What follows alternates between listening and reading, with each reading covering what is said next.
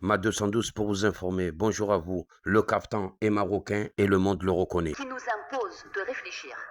Où va ce comité si on continue à être aussi tolérant? C'est une blague. Alger nous parle de tolérance, une contradiction flagrante. Parler de tolérance tout en tentant de s'approprier le patrimoine d'autrui.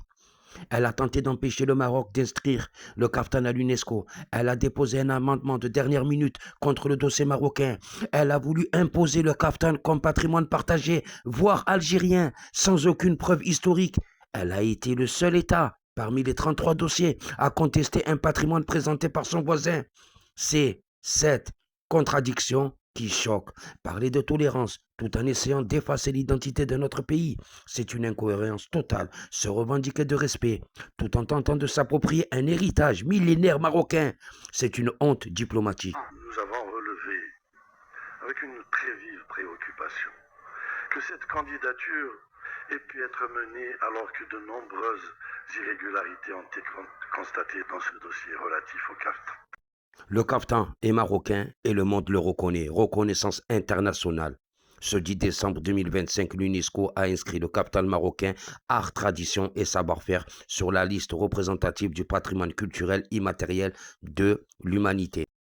Paternité historique. Le monde a tranché après la tentative algérienne.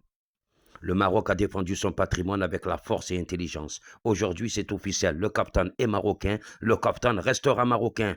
Aucun amendement, aucune appropriation culturelle, aucune manipulation diplomatique ne peut changer cela. C'est maintenant un fait inscrit dans le patrimoine mondial. Que le kaftan marocain constitue un patrimoine vivant du peuple marocain.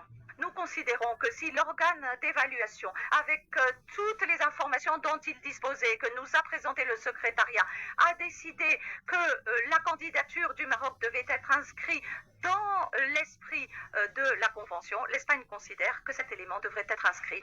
Nous soulignons que les débats de ce comité doivent rester strictement culturels et exempts de toute tentative de dilution et de réinterprétation politique des éléments proposés. Haïti appelle donc à reconnaître pleinement le caractère singulier du kaftan marocain, non pas du kaftan, mais du kaftan marocain, tel qu'il est présenté par l'État qui en est le dépositaire historique.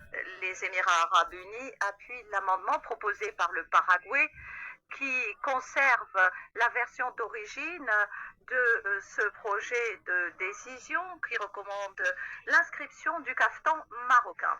Le Burkina Faso estime qu'il est impératif pour nous de rechercher un consensus constructif qui nous évitera de discréditer les institutions que nous avons nous-mêmes établies.